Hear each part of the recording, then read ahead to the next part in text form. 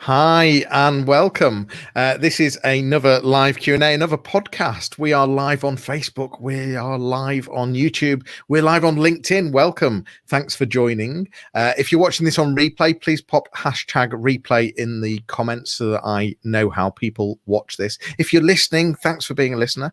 We're going to be talking to Katrin today. Katrin, you're in Estonia. How's Estonia? Is it as hot as the UK today? It's about 23 in Estonia at the moment, is it? It's not 23. I think it's maybe 21, but 21. more or less. But last week we had like up to 30. So yeah, well, I think that's what we're going to hit today. But yeah, thanks for being here. Just to let people know, if you are watching or listening and you've got questions, please do use the chat. Please do ask questions with pleasure, and it would be great to get you involved. We're going to be talking about Facebook today. So Katrin, I'm going to try this. Katrin Vilimaa-Otsing. Vilimaa-Otsing. It's not Vilimaa-Otsing. Vilimaa-Otsing. Almost close. And Otsing stands for search in Estonian. Yes, Otsing means search in Estonian. So you were born to be in digital marketing? Well, I kind of married this name. The Vilimaa part is the one I was born with. So good point. But still. It's going well so far, this, isn't it? But it's brilliant that you're here. Thanks for joining us. You have you're a speaker. You've got your own small agency over in Estonia. You're a freelancer, a consultant, and very heavy on strategy. We're going to be talking about Facebook advertising today. We're going to be talking about the campaign planning, the structure, the analyzing. You've also got big skills in terms of Google Analytics and Google Ads Manager, and I wanted to talk. One of the things that gets me whenever I'm setting up a Facebook campaign is even just picking a campaign objective. There's so many to choose from awareness to consideration to conversion, and lots within that. That it would be great to step into that. We're also going to be talking about remarketing and ways of driving traffic to the site to start remarketing campaigns. Mafadal's already asked a question. Thanks for joining us. How do we perceive WhatsApp business solutions? Do you do much WhatsApp marketing, Katrin? No, because WhatsApp isn't that popular here. Most people are using Messenger, so it's also interesting to see how it works out. Because I know that Facebook bought it, so it's going to be more heavily advertised, I guess. But currently, Messenger here is the thing that most people are using, and WhatsApp is more or less like this smaller part. I don't know. In UK, do people use WhatsApp more? Yeah, WhatsApp is huge, and I think there is opportunity there. But I think you have the danger of stepping into personal life on WhatsApp, and so I think you've got to be very careful, in my opinion, about using it for you've got to be careful how you use it for business. So let's go to the question, Katrin. If you were to do a Facebook campaign, and you're about to start the campaign, how on earth do you go about picking a campaign objective when you first sign into the business Facebook account? Well, before you start to actually set up the campaign, there are certain steps that you have to think of before. For example, what is the overall strategy and the objective of the campaign? Because sometimes you want more sales, sometimes you want to announce that you have a new product, and sometimes you just need your name out there because you're brand new and nobody knows you. And that's actually the part that determines what kind of settings you are going to choose for your Facebook campaign.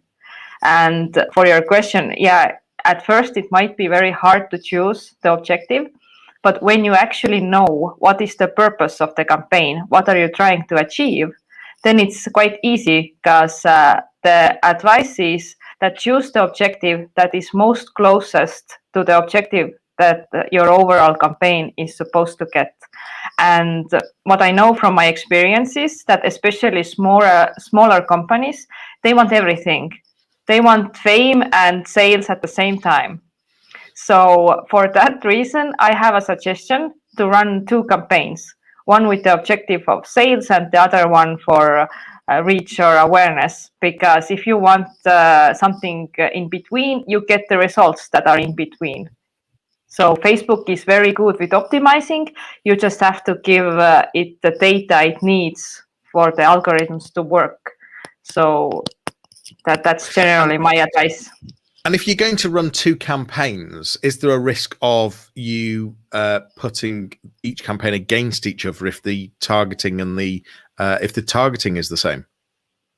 Yes, that you can see actually how much your campaigns are overlapping. If you go to your ad set settings and see there's this, you can choose inspect, and under that you can see the overlap. And if it's quite big, then yeah, your campaigns are kind of crashing into each other. But you can manage it by doing different targeting strategies. And also what I do is I use exclusions. For example, if I do a retargeting campaign, I then exclude people who have heard of me from the prospecting campaign. So that way I can create audiences that aren't that overlapping. And yeah, you generally I create audiences for like campaigns based on the user journey. So it's awareness for new people and sales for the persons who are kind of hot already, so they have heard about you. So you can specifically exclude people that have seen one campaign already? You can exclude people who have like visited your website. Like everything you can target, you can exclude as well. So that's sometimes people forget that they can also use exclusions. Okay. And so on the brand awareness side of things, as a small business, could you end up just throwing a lot of money away for just, for people just seeing the brand? Is that a good enough objective? Is that strategic for a small business? If your budgets are quite low or the audience that you're trying to target is bigger, then getting awareness in this audience can be quite costly. So therefore, it helps if you will narrow your audience, or you will think of ways how to get in front of people cheaper. For example, using video views. You don't need traffic like. Yeah, we were talking about this in the green room. Talk to me about video views. Tell me more about this and how and your strategy of using videos in adverts. Well, how I have used videos in terms of getting attention is that if you have created a video that is explaining your brand or the product that you're offering, and it's done well, people will actually watch it. And buying video views from Facebook is a lot cheaper than buying clicks to your website. And if you are just buying video views, it might be not so smart. But if you actually create an audience out of people who have watched your video, you can retarget them. You can remind them that, hey, this product is still here. And you can add an offer and a call to action to it. Because the purpose of the video is generally building trust about your company and maybe explaining what's the product about. But the people are usually not buying when they first find out about something. They need some time to decide, and that's when the retargeting comes into play. So you would do a retargeting campaign based on people that have watched the video, which I think is a very clever idea, because you've got that whole thing of people need to see things maybe 7 times before they actually start, doing something. And so, what a clever idea. So do you go quite broad on the video campaign then to sort of open the funnel? Yes, as I do most of my campaigns in Estonia, and the population of Estonia, for those who don't know, in Facebook is like less than 1 million people, like the whole country. So it's not that expensive to run quite broad audiences. Facebook recommends that your audience should be at least 100,000 people. Or like most countries, it's a piece of cake. So what I've seen is that recently, or like Facebook algorithms are getting better and better.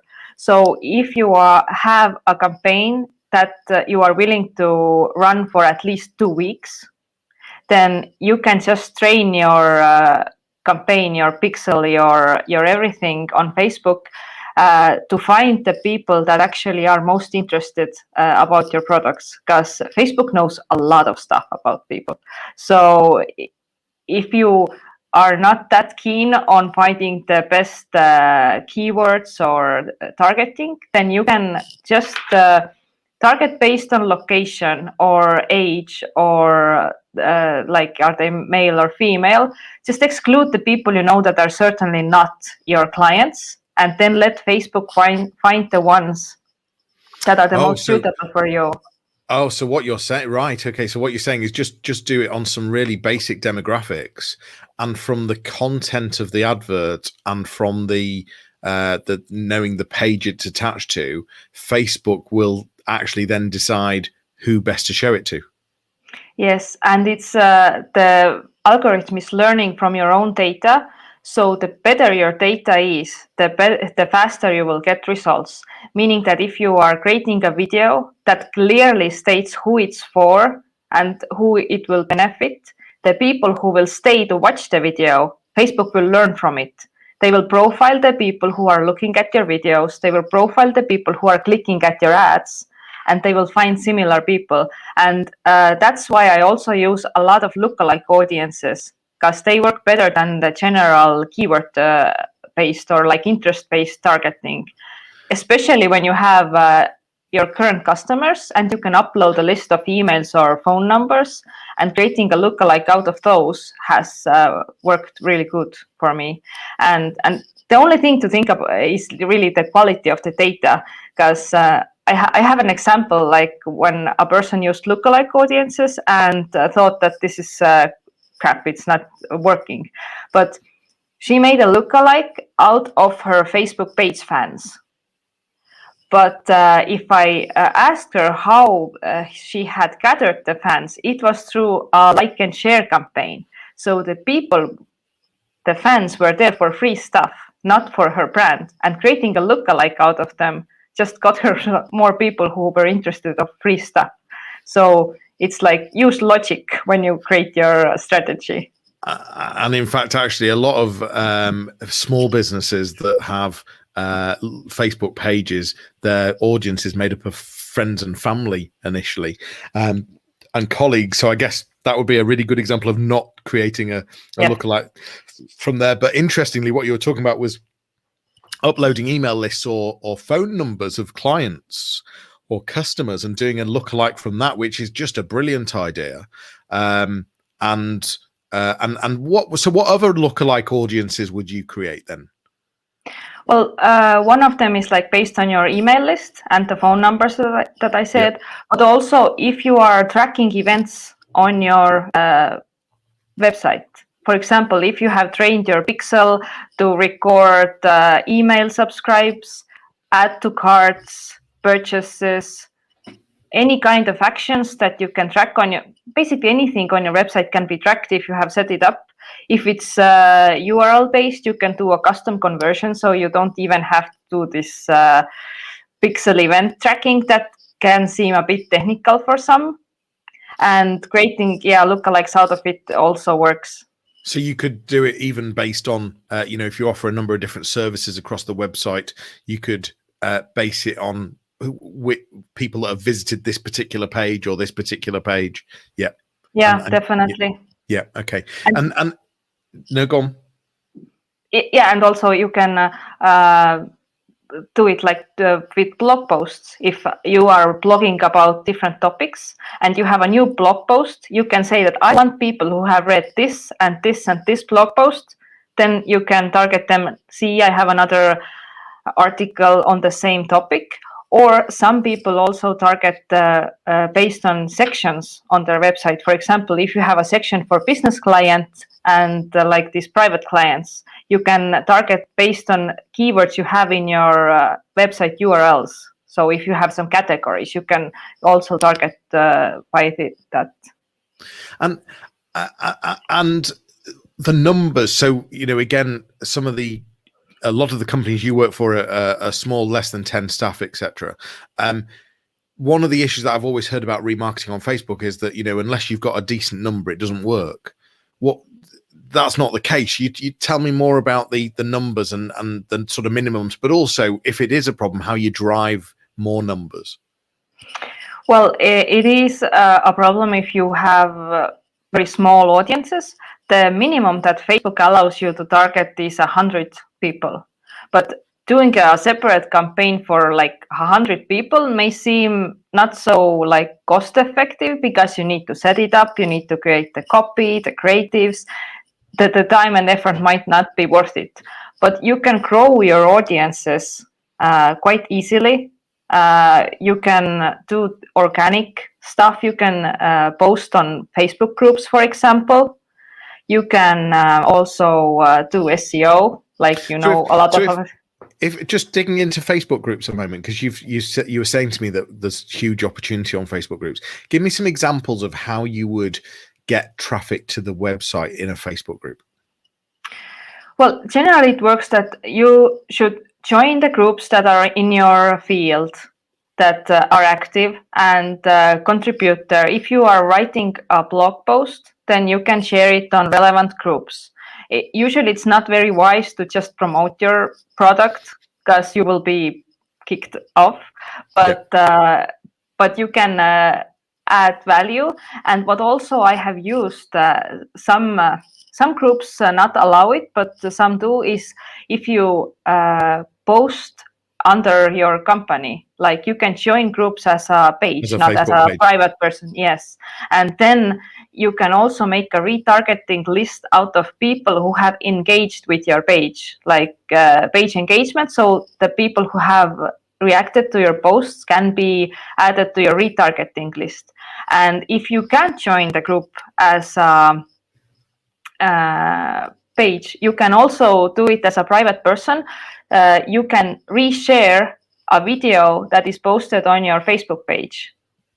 And you can also make a retargeting audience out of people who have watched a certain video. So if you are sharing videos across groups, you can actually get the people inside the groups in your retargeting audiences. So if you know that someone has gathered like the audience that is exactly right for you, so that's also a strategy you can use to grow your retargeting audience faster than just your website visitors. So ideally you do it as a company, your company page, but if not, you could do it as an individual within the group. But what is that? That's what you're saying, yeah? Yeah, but you have to like share a video that is posted on your Facebook page. Yeah. So then you can create the audience out of the video viewers. But then the question becomes, how can you produce a video that is good enough to put in a group? And I guess you've got to make sure that that video is just full of resource and help or fun or humor, something that's not about your brand necessarily, but more about entertaining or helping the audience that's in the group. Yeah, edutainment, like entertainment and education together are like both of the two topics that are trending or like that get most results. And what I've also done is that if it's, for example, in marketing, people like to see case studies. And if you share a case study in form of a video, you can also get and videos are also like smaller, like in Canva, you can create a video that is maybe just 2 slides, just changing, but it counts as a video. Right. Interesting. Facebook, yeah. Interesting. My concern though was, take a case study, for example, the majority of groups I can think of would not let you post a case study because, it's just trying to sell services really. So for me, I'm not sure what your experience is, but for me, I think it's got to be, quite far from the business and really sort of helpful, resourceful, funny. Yeah, it depends. The case study can be like, see how I got results and how I did it. And it might be found useful, but you definitely have to see what are the rules of the Depends group on owner. the group. Yeah. Depends on the group. Okay, so we talked about Facebook groups, but also specifically video views to build remarketing lists.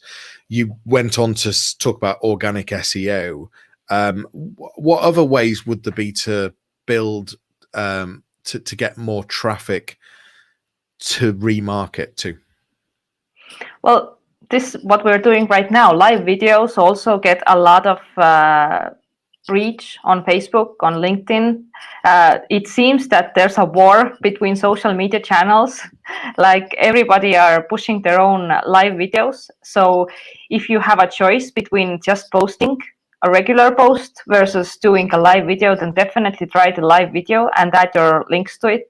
And like I said, you can retarget video views as well. They don't have to click, they just have to watch it. To have watched the video. Yeah. And if you haven't created retargeting video lists based on videos, there's like a wide choice. You can target people as little as who have just seen 3 seconds of it, or you can target people who have seen 95% of it. So what I listened one lecture from Frank Kern, and he is doing this strategy. He is posting long videos, maybe 30 or 60 minutes, and he's retargeting people who have committed, who have actually watched like 30 minutes or so. So he knows that this is a really hot audience that you can sell to. Really interesting. And just talking about e-commerce, you talked about in the green room, we were talking about dynamic retargeting. So that's based on a product a product page that someone's been on, and then showing that specific product to the person again on Facebook. Talk to me more about that. Yeah, this works really well for e-commerce stores. Generally, you can upload your product catalog to Facebook, and you can connect it with your Facebook pixel so that if people are watching different products on your website, you can retarget them based on what they have watched. I'm pretty sure everyone here has at least one pair of shoes or something that has like tracked them through Facebook and said, reminded that you have to buy it. So it's a great way to personalize ads. The effort is small when you have actually set it up. The dynamic retargeting is just a couple of clicks on Ads Manager, but for it to work, you just need the initial effort to set up the catalog, set up your pixel to actually like record the information about the products. But the good news is that if you have a platform like for WooCommerce and Shopify, they have like automated solutions for it. So you don't actually need a developer to set it up. You just need a couple of days maybe to get yourself into YouTube and look some tutorials. Yeah. I think that about perhaps 70% of your audience or clients are e-commerce, and a lower percentage are B2B service industry. For me, it's the other way around. It's more difficult. Do you agree it's more difficult to sell services on Facebook? Should there be a different strategy? How do you go about that? Well, services are quite often based on trust, so they are. The value is the bigger, so the convincing is also a bit harder. But if you have won the client, most likely she will stay longer. But for services, you need to explain more. What are you actually offering? What are the values? Because it's hard to show your service on a picture. It's much easier when it's a product and someone sees it on the picture, she likes it, and she buys it. But if it's a service, you need to explain what are your what are you actually offering and how are you better than everyone else. So the sales cycle might be a bit longer, and you have to get more strategical with this retargeting and building trust. So it might be around using a number of different campaigns to take people on a journey. So they've seen something, they've seen a funny video. Perhaps you then remarket them to build a bit more trust. You then remarket them to do some education. You then remarket them to hopefully go ahead. Is that the sort of process we're talking? Yeah, exactly. It's how it's done. The best way is that just take maybe 3 up to 5 your best clients who are using your services and ask them how they found you, what are the pros and cons using you, and then you can get some data points, like how are people actually deciding on the services, and then you can like reverse engineer it in your marketing. Like they want to know that they have the problem, then they want to know how you can offer a unique solution, case studies. How can you like be in the right time with the right message for the right person, and then close the deal? Because usually you don't decide on choosing a service in one day. You have to think of like longer perspectives. Yeah. Okay, good. Sorry, I thought you were still talking. We've talked about the campaign setup, and we've to some extent talked about the structure. But in terms of the structure of the campaign, are there any key points that you would suggest we should consider when we're building any campaign on Facebook? Well, yeah, the way that Facebook works, like I said, that their algorithms are getting better. It's more useful to run campaigns for longer and have less campaigns in your account. Try to mix them together as much as possible, so that if you get results, they are in the same ad set. Because the way Facebook optimizes is usually on the level of the ad set, meaning that the targeting. And if you are tracking sales or something, then the more data points you have in one ad set, for example, you get a lot of purchases, then the better the pixel data gets, and you can get more hassle-free results, because you don't have to change the targeting. The only thing you have to see is that how is your creative and your copy working in terms of ad fatigue and saturation. Because if you have smaller audiences, do look at your frequency report. Sometimes people have seen your ad like 20 times, and it can hurt your brand as they mark it as spam. So yeah, I advise to look at frequency, and also first time impression share. That can also be found on the inspect side from your ad set, and then you can see how many people are seeing your ad for the first time and how many are like second, third, and that way you can see if it's time to change the ad creative. And you talked about the data points and conversions. If you've got a B2B site or a service site, that conversion could simply be that they've visited the page, or it could be that they've clicked a link on the page, or it doesn't have to be a purchase, does it? No, it can be anything that's done on your site. I've even tracked clicks on telephone numbers and clicks on email numbers, because if you're using Google Tag Manager, you can easily set up anything that can be clicked on your website, or any website visited, video views, even time spent on your website. You can even make a conversion out of.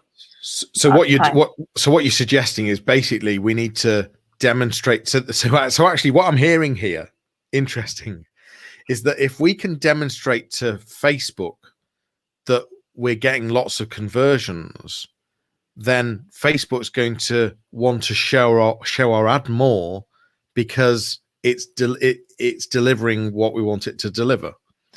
But am I hearing that you could sort of trick it in a way by setting up conversions that are quite easy to achieve, as in, maybe they've been on the site for 5 seconds, that builds the conversion number that then helps the other ads in the ad set. Is that right?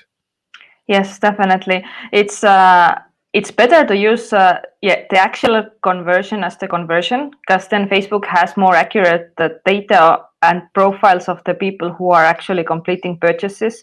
But Fair for point. smaller companies, it's quite hard, because the suggestion by Facebook is that you get 50 conversions per week from one ad set, and that's quite a lot for a small company. It doesn't mean that it doesn't work with smaller data sets, but this is what Facebook recommends. And for smaller e-commerce stores, for example, I have optimized for add to carts instead of purchases because there's more of it. And then my job is to see that people will not abandon carts. You can also run a campaign or like a creative for people who have actually added something to cart but did not purchase. Some even add a coupon for like a discount just to save the sales that were abandoned. So it's I see that the machine learning algorithms and Facebook is getting better. So your job is to have very good ad copy, very good creative, and very good information about what you actually want to achieve. Usually you do not want to get clicks on your website. You want to get purchases, email signups, and other things on your website. So it's quite crucial to set up conversion tracking if you want to get results from Facebook ads. And you said that it's around having, so the structure is not having lots of campaigns, but having multiple ads in an ad set. Yeah, you can. I usually try to set up campaigns in a way that you can't have two objectives in one campaign. So usually when you want to test out, for example, video views and conversions, then they have to be in separate campaigns. And under campaigns, you can test different targetings. So the structure would be that objectives are in campaigns, targeting data is under ad sets, and creatives are under ads. And in that way, you can mix and match and try to see what works. And the time-consuming part of ad management is actually to set up the tests and just think of the targetings and the ad copies to test, and depending on your budget, then it's like how fast can you move forward. Like it's a mistake I've seen is that advertisers who have small budgets, they try to test what works the best. So they create like 10 different campaigns with 20 different ad sets with 3 different ads in each, meaning that they need to actually spend a lot of money to get statistical significance for every ad set. And Facebook doesn't have enough data in every ad set to actually optimize. So it would make more sense to just start with a few campaigns, see what works, then change what doesn't work, and then move forward. Then take another 2 things that you want to test against each other and move forward. It gives you more data. It lets Facebook optimize faster, and it's generally saving you more money because you are not just wasting time. Because if you have like 20 or 100 different ad sets and very little budget, then you have to decide on maybe 3 or 5 clicks. But this is like, it's not enough to decide if it's like chance or if it's actually working better. One of the key things is also about, as you've said, about the analyzing, and any top tips on connecting and integrating with analytics, or what are the things that you need to definitely be looking for? What are the metrics? So you mentioned in Facebook, for example, to be looking at first impression share. You mentioned to be looking at frequency. What are some of the key things to further analyze in things like Google Analytics and other tools? Well, the first step to actually analyze anything on Google Analytics, you need to use UTM tags, like URL parameters. And that's also something I've seen that some advertisers are not using. So therefore, it's quite impossible for them to analyze the data on Google Analytics. They just see general referral data from Facebook, but they don't know which ad creative it was, or which campaign, or which targeting. And what's interesting is that due to different technical tracking systems, Google and Facebook report different results. So it's also interesting to see what's the difference, because Google always reports in favor to Google and Facebook reports in favor to Facebook. And the truth usually is somewhere in between. So it's useful to see both of the statistics. And triangulate that data. I agree. Go on. Yeah, and if I analyze the campaign, I usually looked at the end goal in mind. Like, if I get more clicks from one ad and they are more expensive, less expensive, for example, but there won't be any sales, or the cost per sale is higher, it might not be the ad creative or the one to actually like prefer. And that's a mistake that I've also seen, that if people haven't set up their conversion tracking, they might make decisions what ads to keep and what ads to pause on the data they get on their clicks and the cost per click. But sometimes more expensive clicks can get you cheaper purchases. That's why it's very important to look at the data and set up your conversion tracking. And if I analyze and optimize campaigns, what I also look for is where are like the holes in the strategy, like where are people dropping off. For example, if the CTR is very low, it means that the creative is not speaking to the audience really well. They are not interested in it because they are not clicking on it. Therefore, I know that I have to change the creative. If the conversion rate is low, I can see that people are clicking, I get the people on the website, but they are not buying, then I know that the problem is on the landing page. Maybe the offer is not good enough, maybe it's slow on mobiles. So you can also look up like reports on your Google Analytics by device and see if your conversion rate on desktops is much higher than it's on mobiles. Then maybe you need to work on your mobile friendliness of the site. And I have actually turned off mobile ads for people who have really slow websites, just because they need sales on desktop. Well, and yeah. Well, you've introduced a question that I was going to ask you, which was around mobile. Of course, with Apple and the iPhone are really sort of pushing Facebook away. Has that changed your strategy in any way at all? Well, it's quite new, so it hasn't fundamentally changed anything. But what I've seen is that the possibility to get conversion data to Facebook is now lower because a lot of people are opting out, meaning that even if you get sales from Facebook, Facebook won't have the data points. So it's harder to get this 50 conversions per week. They have a calculated way to tell you that you get enough conversions, but it's not that precise anymore.